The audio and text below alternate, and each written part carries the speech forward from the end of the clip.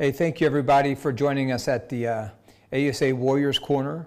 And our topic today is the live training modernization. As many of you well know, Army live training, it's a key to building readiness across our formations. It's hot, sweaty, intense. It's the most timeless repetition and really the method of training to build readiness and lethality in our Army. It forces our commanders and units to deal with multiple dilemmas simultaneously and in a live format. And in where we're at today and getting back to the science and large-scale combat operations, it forces our soldiers and our leaders to deal with, at speed, the density and simultaneity of the enemy's adverse actions and its impact against us as we build our readiness and prepare our futures for combat operations.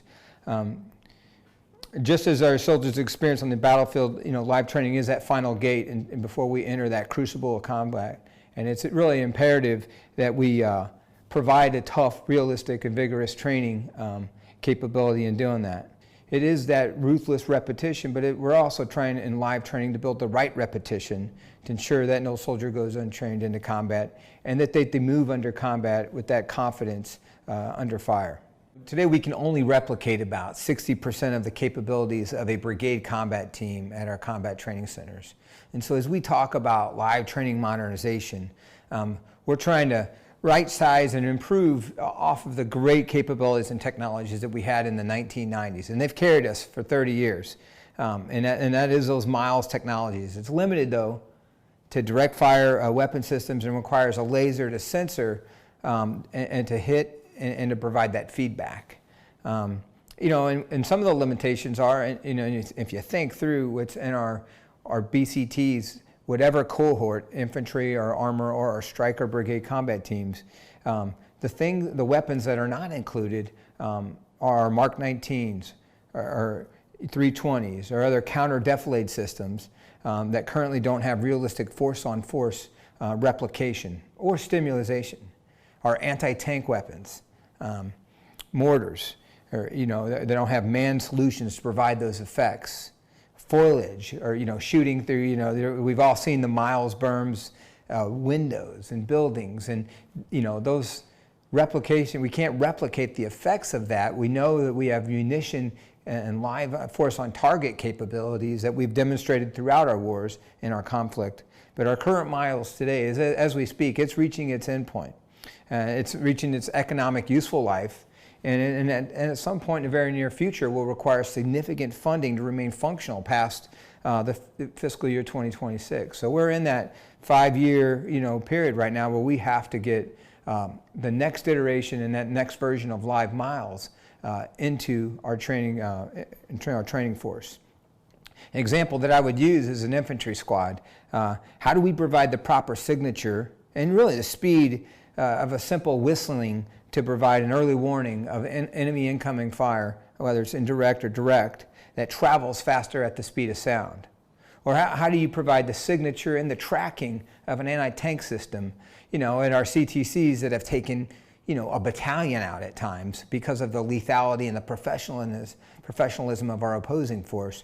How do we provide that realistic signature and the effects to enable our soldiers and our leaders and our formations to react to those capabilities? And then more importantly, how they would then better employ the full suite of their combined arms maneuver formations to defeat that adversary, to ensure, as I go back to my first point, that we have the right type of practice to ensure we're ready to fight and win in today's fight.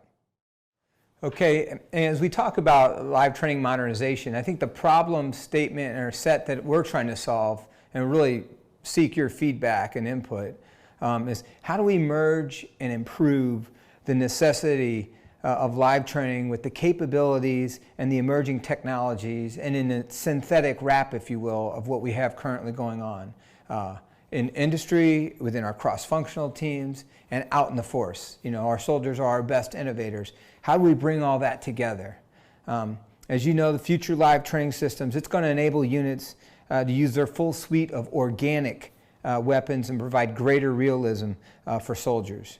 I think first it'll change, and we're going to try and bring training to the soldier. It'll be less brick and mortar whether it's the combat training centers. We will always go there. We have our home station training, but within live training, we'll be able to simultaneously, as we're doing live reps, use a lot of our virtual and constructive as we pull them out of a lot of the brick and mortar and provide a more agile TADS, training aids, device, and simulations out to the formation. We're targeting this in the fiscal year 26 for initial operating capacity of a combined arms task force. We're looking to network this. It'll be more networked, similar, as we're working through there right now based on the backbone of existing technologies, working off of where we're at with HITS, and working through and removing a lot of the analog closed-in systems. This will, I think, help build the speed of realism and replication, and then help us maintain currency, a stimulus that a soldier or rifle team is in the fight, that tank crew is in the fight, and take out the artificialities of some of our current TADs that we've been relying on over the last 30 years. One of the major keys as we build this, as we continue to build the live training strategy, is building that environment where the end-to-end user has ownership of this. Unit is training leadership, it's CTCs. We tailor the instrumentation, the IS system, if you will, to exercise scale in a training environment, whether it's a CTC, home station, abroad with our allies, and we build that kind of synthetic wrap to wrap that around. Really good example.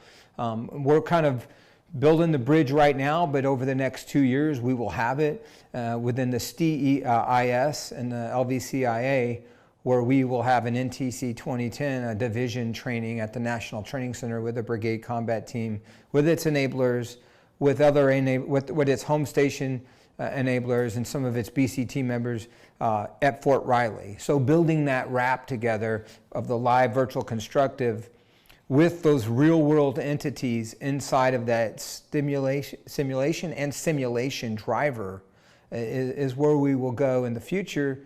And then it allows really every round fired, whether it's live, virtual, or constructive, to train as many echelons as possible. And I think that does, in its sense, give time back to the soldiers and puts more quality in the training, and it really enables the command and control and the mission command of our higher headquarters in taking back ownership a lot of our subordinate training.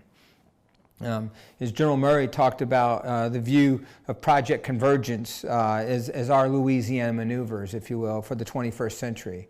He said the Nazis had planes, radios, and tanks, and we now have hypersonics, AI, and swarms of expendable maneuver drones.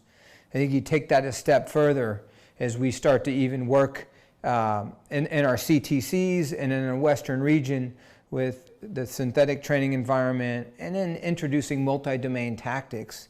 That now starts to expand our CTCs together, and it connects them to our post camps and stations, to where we're not only training the Army, we're training our joint, our U.S. Navy, our Air Force out in the Western region, and now our allies as we start Warfighter 21-4, where we'll have 2 allied divisions under the 3rd U.S. Corps, multiple, 4 to 5 divisions, working interoperability, and then taking it a step further into, moving from joint to combined and allied operations. The next step of our live training environment and our miles is that we have the interoperability to work with our partners, to where it's the software that we're manipulating, and so we enable our partners and allies to, maintain the pace with our modernization, and we synchronize those modernization effects to provide an overwhelming, friendly forces and build our allies' power in order to continue to compete and win in the near peer fight and the power and the era of great power competition that we find ourselves in today. Saying thanks for joining us today here in the live training modernization Warriors Corner, and let you know that you really can help us in ushering in this revolution and evolution of Army training by merging the timeless necessity of live training with the boundless capabilities of the synthetic technologies, and ensuring our Army remains atop of those asymmetric advantages of our training capabilities, our development of leaders, and it deepens our truest advantage around the world that will ultimately allow us to train and fight to win. Thank you very much. Winning matters, victory through training.